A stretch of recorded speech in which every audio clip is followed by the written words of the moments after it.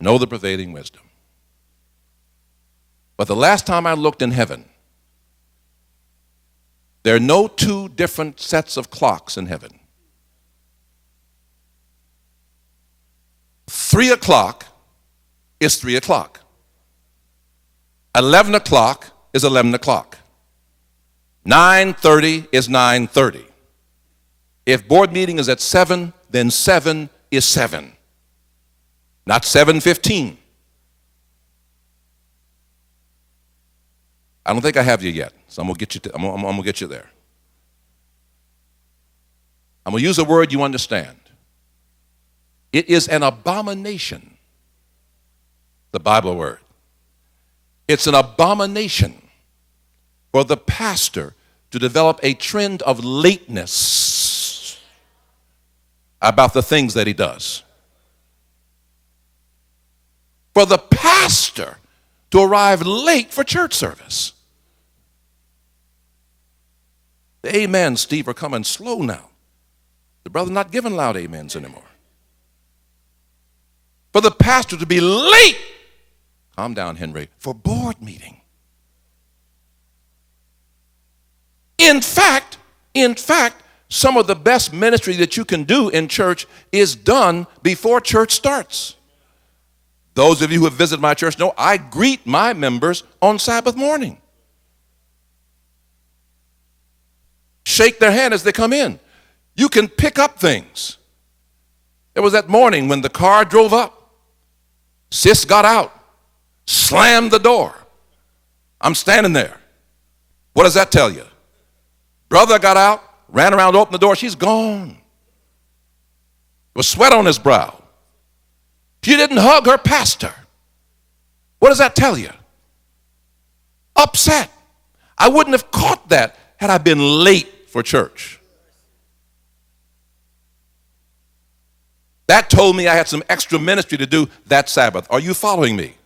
And when you give in to lateness,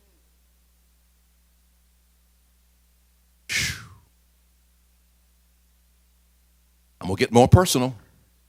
I'm going to get real personal. Pastors who don't attend Sabbath school.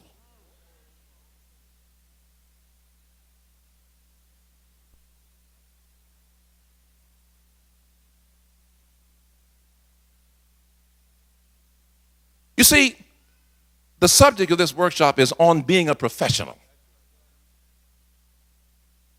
And a professional takes pride in what he does. Shows up to his church on time. Because a lot of times the devil gets busy on Sabbath morning, does he not? You need to be there early to catch the devil before he gets working. Get a hold of things way ahead of time. And so you can't afford to rush in late. Late. I want you to hate that word, late. Don't be late.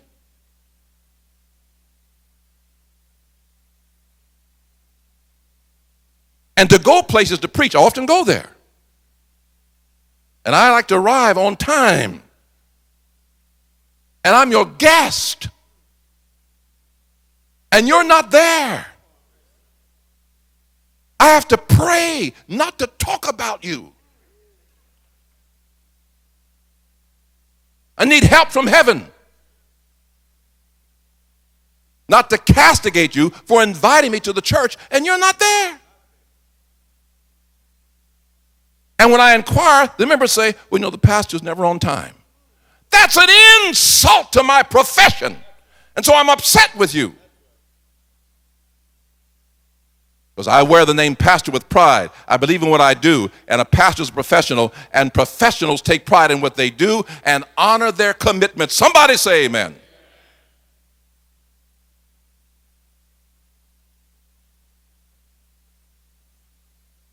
I'm going to say it one more time. Pray for me. Don't be late.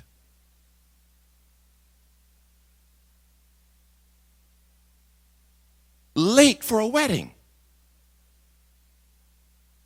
Pastor late for the wedding. See, Cliff, I'm trying to get off this thing. I can't get off of it. Late for the funeral. How can a pastor be late for the funeral, man? You figure a pastor's late for the funeral is going to be wait for the second coming of Jesus Christ.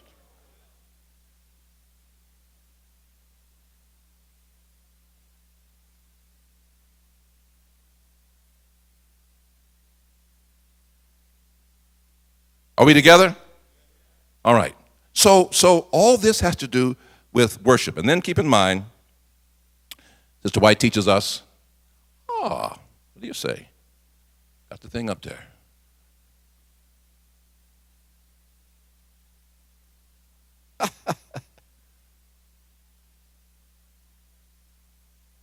Don't let me down, machine.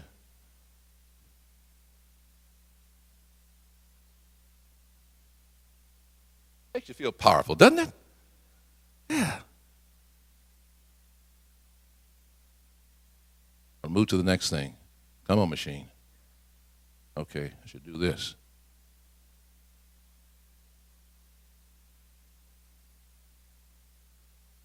Praise God. All right.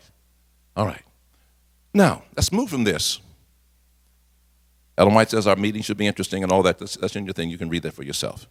And you must check your support systems in worship. Make sure that you have your musicians, your sound team, all that's in order. In other words, folk, pastors, see, this is why a pastor can't spend a lot of time watching TV and playing golf. Because you have to train your people in all these areas, don't you?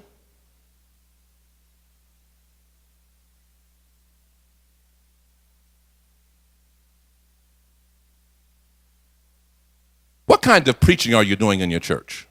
How many preach series? You're always doing a series. Somebody tell me the advantage of preaching series. Huh? The folk know where you're going. Of course, it means you know where you're going. You're organized. You're missing the biggest one. You go deeper. There's a practical reason. Well, that's right. Good Lord, they'll come back again. You can announce it. You're getting close. Well, you took my class. You're cheating. When you do series, when you prepare sermon 1, you're preparing sermon 8. Come on, somebody. It's efficiency. You don't have but so much time to prepare sermons. So if you do series, each time you do a sermon, that sermon prepares for the next sermon. The homework you did for the first sermon maybe covers the next 3 or 4 sermons, because you have to review each time you go back to the next series, don't you? So it saves time. It saves time in sermon preparation. Please remember that. I'm always preaching a series. Because I'm one of these pastors, I have a weakness. I have lots of weaknesses, but I have a particular weakness when it comes to preaching. See, I can't preach the same sermon twice on Sabbath. Can't do that. When I preach a sermon, I pour myself into a sermon. When I get done, don't want to do that again for a while. So even when I'm doing both services, and we do 3 services every Sabbath, 2 for the adults, 1 for the youth. And of course, now we have our second church. They do a service. We have 4 worship services every Sabbath. I do 2 of them. So I'm doing 2 series at the same time. Now,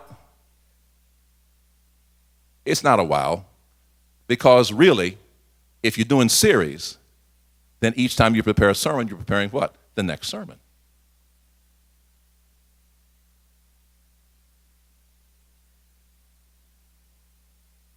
Learn to do series. And then all these other things you guys said are right. You can advertise. You can create anticipation. People will invite their friends and their, we're as I told you, this year we're doing the Holy Spirit. 30-some sermons so far on the Holy Spirit. In fact, I can't preach the Holy Spirit in 1 year. So I'll preach the Holy Spirit for the first half of next year. And it really challenges you to study. You'll discover when you do series, you'll discover that there's sometimes 3 sermons in one text. Don't get me started. The Bible is an awesome book. Come on, somebody. It's a trough that has no bottom, huh? It's an ocean that has no bottom. And when you get into a text of scripture that the Holy Spirit has conceived out of his mind, you can preach 10 sermons out of one text. If you just look, it's there, it's there. And the saints get excited, you get excited. And then when you do series preaching, you develop a library. See, believe in your own material. I think the stuff I preach is worth keeping. Come on, y'all, don't be all pious and modest. Don't you think you preach some, have you written some sermons you think are worth preaching more than once? Please, somebody say amen. So develop a library. See, I write my sermons word for word because writing teaches you to think, and thinking helps you to develop good language. So you have your own library of sermons, and you can go back 4 or 5 years later, and then you see when you go to another church. Come on, y'all. So you got to think practically. You already got a library of stuff you can start with. Now you got to be more careful now, particularly if you're in a church that streams.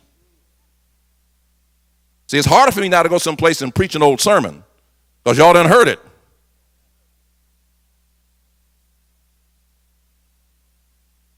My point simply is, preaching series develops a man's thinking, a man's delivery, a man's language, a man's library, a lady's capacity to do God's word. Always preach series. Always preach series. All right, let's move on.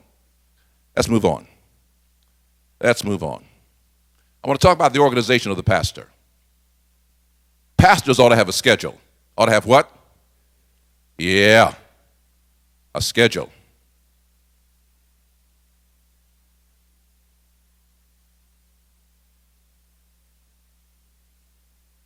What does your week look like? How many of you have more than one church? How many of you just have one church? All right, you've arrived. God bless.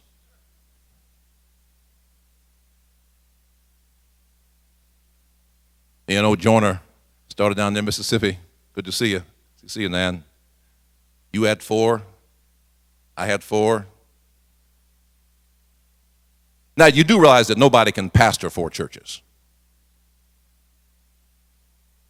You can administrate, you can visit, you can inspire, you can direct, you can pray for 4 churches. Hard to pastor them. The point simply is that a pastor has to be organized, and it starts with organizing himself, organizing his day, organizing his week, having a consistency. And that means a pastor should have office hours. All right, I'll say amen for you. Amen. You can't pastor from your house. Now, let me talk to you, pastors. You do not want your family to get the idea that pastors spend their time at home. You don't want your sons to grow up thinking that, your daughters to grow up thinking that. Get up out of your bed, get on your knees, then get up out of your house, drive to an office somewhere, and have some office hours where people know they can reach you at the church.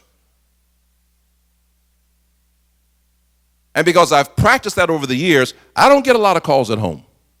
My wife, as she would tell you, we seldom get a call at home. Why? Because Pastor Wright can be reached at the church and then put on the door so the members can see it on Sabbath, your office hours. Put it in the bulletin.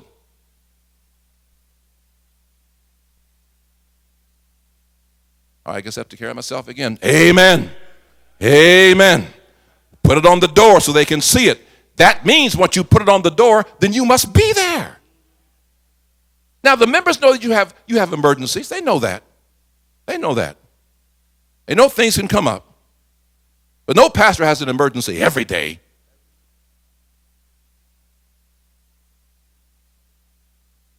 Office hours adds dignity to the profession.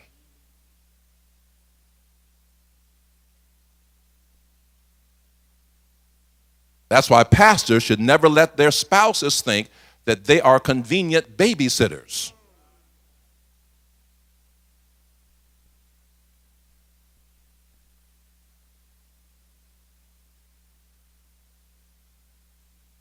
Now, in kindness and mercy and understanding of the position you might be in life, doesn't hurt every now and then if you take the child with you or you stay home, but that shouldn't be a regular thing.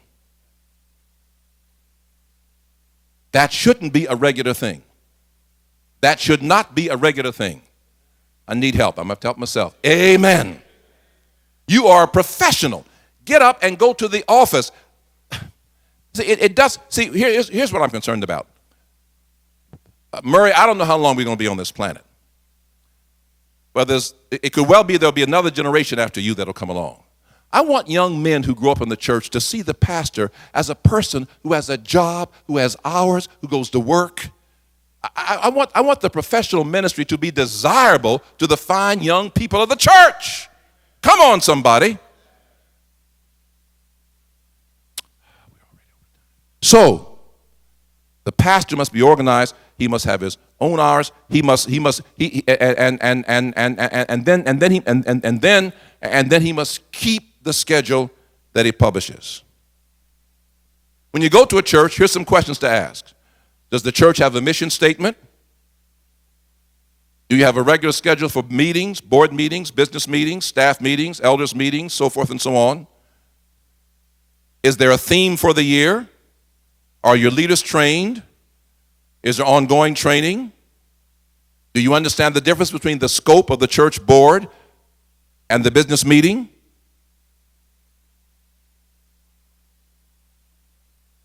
Are there protocols for using money? Can individuals come to your treasurer and get money without the vote of somebody? What kind of reports are you getting from the treasurer? Do the reports give you the information that you need? Do you get regular reports from your treasurer? Every Sunday morning when I walk in my office, I want to see the report from the treasurer of what came in on that Sabbath. If I don't get it, I'm going to call the treasurer. How can I lead the church in stewardship and I don't know what's happening with the money? And of course, the pastor cannot lead with the money if he's got a reputation himself of not returning tithe and giving offering. Good stewardship and financial leadership on the part of a pastor with the church begins with him having his hands on his own personal finances. So pastors should not be all bogged down in debt. Pastors should not be borrowing money from members. Pastors need to live within the means that they are paid. Pastors need to accept the fact that you were not called into the ministry to be rich.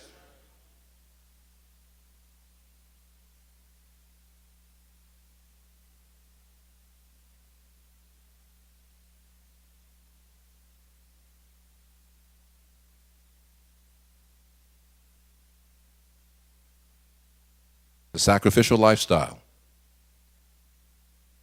Now, don't get me wrong. If you driving a Mercedes or BMW or Lexus, I ain't gonna talk about you. I ain't gonna talk about you.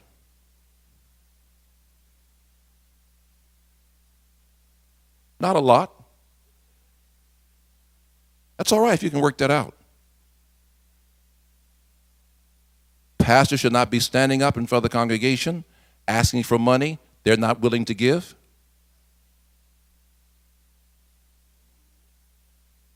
Now, folk, it's a tough life. They do not pay us much. Don't get quiet. Say amen. In fact, let it out. Don't say it loud. Amen. Say it again. Amen. They do not pay us much.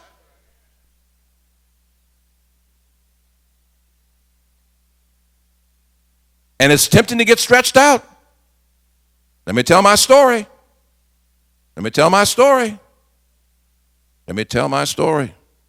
The church member with the desk clerk to receive goods coming into the business. The brown truck drives up. Person with the brown suit gets out. Carries the boxes in. Church member receives the boxes. Looks up at the person in the brown suit. It's their pastor. This actually happened.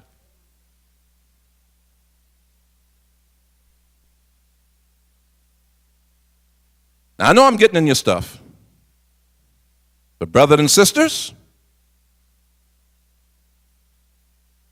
you are remunerated by the church to do a job. The job is full-time pastoring. Let somebody say amen. Now, if you have some kind of project, you have some kind of gift, I ain't gonna try to get all up in your stuff. North American Division says you can sell books, you can write books, you can teach. Some of us have stretched that out in other areas, and we're getting your stuff. Some of us own property, receiving rent. I ain't gonna touch it, leave it alone. It's all right. Oh, I'm getting on. I don't want to squeeze you tight, but you are paid by the church out of tithe, which you should be returning yourself, to pastor a church or churches. And the members should be able to find you doing your job. Somebody ought to say amen. So that requires personal organization. Personal organization. To be sure that you're doing the job God has given you to do. That means time with the auxiliaries, time with the departments, time with the membership, making sure that people are involved, planning for evangelism. See, when you think about it, I'm rushing because we're over time. I'm rushing. The transfer costs us some time. I'm rushing, and it's all printed out for you. When you think about it, think about it. If a pastor's really doing all the things he's supposed to do, he really doesn't have time for another job.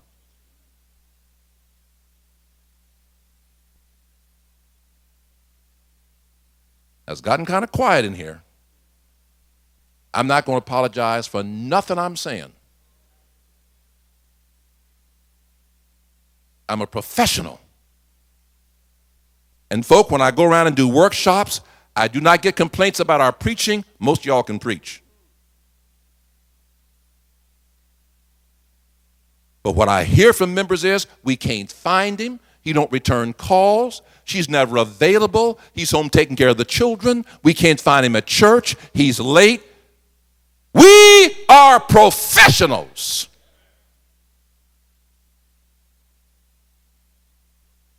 Wear my job with dignity.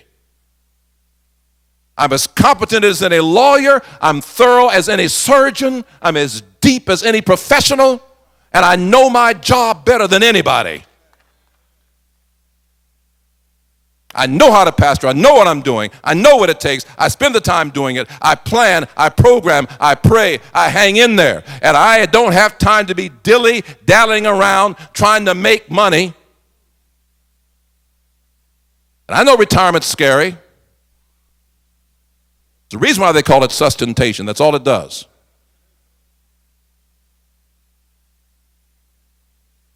Now, you brethren in the black conferences, I'm in a white conference. This is what they call it. Well, 53% of our members in Potomac are people of color. So the concept of white and black conference is beginning to be something to really be looked at. That's a whole nother story. Those of you in the black conferences, you're blessed with this new retirement plan. You ought to say amen. But just keep in mind, see, you stand in the pulpit and you say to the members, all this stuff you're working for, all this stuff you're sweating about, all this stuff you pound up, and then you say with great passion, God's going to burn it up. That includes you.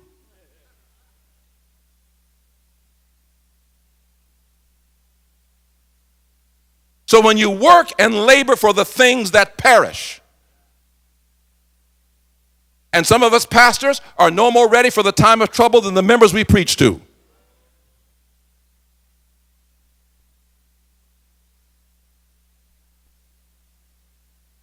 Talking about we're ready for the time of trouble and we're taking microwaves to camp meeting.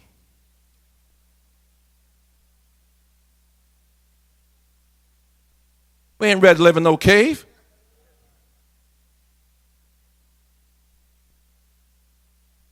Listen to me, folk. The ministry is a sacrificial work. It's a sacrificial work. You will live a modest life all your life.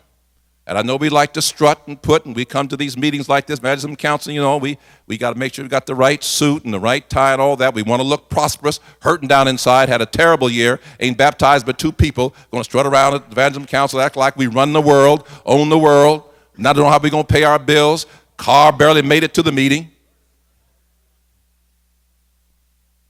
Rather than getting ready to move you don't know where they're going to move you, you're upset about that. You and the wife not getting along, kids out there in the street, trying to act like you're something you're not because maybe along the way you forgot your priorities. Called by God, anointed by God, dedicated to God's work. That's the only thing you live for. And all this other stuff is not worth anything. And you better get your priorities straight and recognize God holds you accountable for mispastoring his people. He holds you accountable.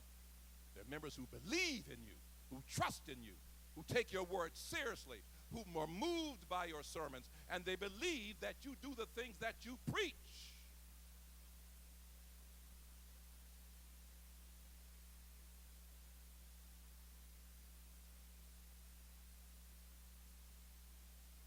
And I love you for what you do. Precious pastors who do the unsung work. Seldom get credit for anything. Most of you will never get your name in the Review and Herald. You'll never be honored with some plaque by some conference. But you're steady on the job. You go to your church. You preach to your people. You pray for your saints. You bless their babies. You conduct their funerals. You hold the funeral. You take care of the weddings. You go down to the court with the young people. You drive your 5-year-old car. You wear the best kind of suit you can. Your wife holds up your hands as best she can. You got your kids in Oakwood. Don't know how you're going to pay for them. You are doing God's work. God bless you. The church would not exist without you. You're the most valuable thing the church has. Give yourself a hand. But you got to learn to do your work. You got to learn to do your work. You got to take your work seriously. You got to plan your work and work your plan. You got to get to know your people, build relationships. I'm rushing. God forgive me. It's all printed out. You can read for yourself.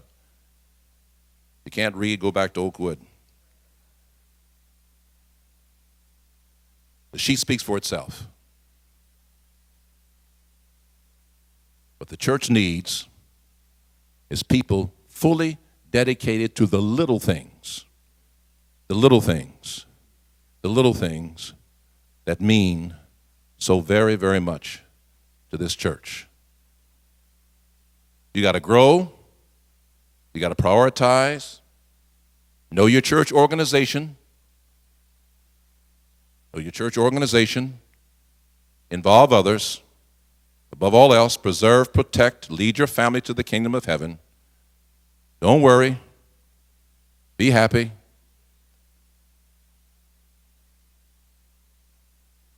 We'll all soon be going home. And I got to believe that on that great getting up morning,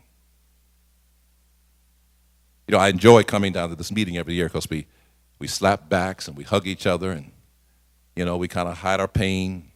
Maybe it's been a rough year. And we understand each other and we say, God saw me through. Somebody had cancer. Somebody lost a wife. Every time I talk to my dear friend Walter Pearson, it just tears my heart. Our life is challenging. But I got to believe on that great getting up morning, there's going to be a special corner somewhere on Glory Boulevard. First it'll be 2 or 3, then the gathering will thicken. And we'll all begin to recognize that everybody gathered on that corner was a pastor. Huh?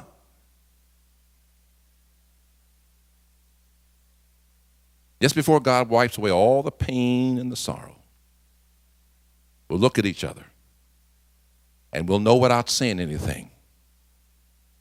We got over. We got through. We hung in there.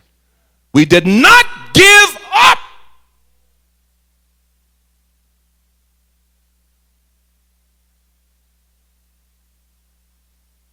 From crazy members to impossible assignments, We kept our common sense. Come on, somebody. And then our kids who we were worried about, who strayed from the church, because God loves us so much, he reached out and saved them while we were working for the Lord. Come on, somebody. And we will know that it was never a waste of time to be called to the most honorable position on the face of the planet, pastor in the Seventh-day Adventist Church. God bless you.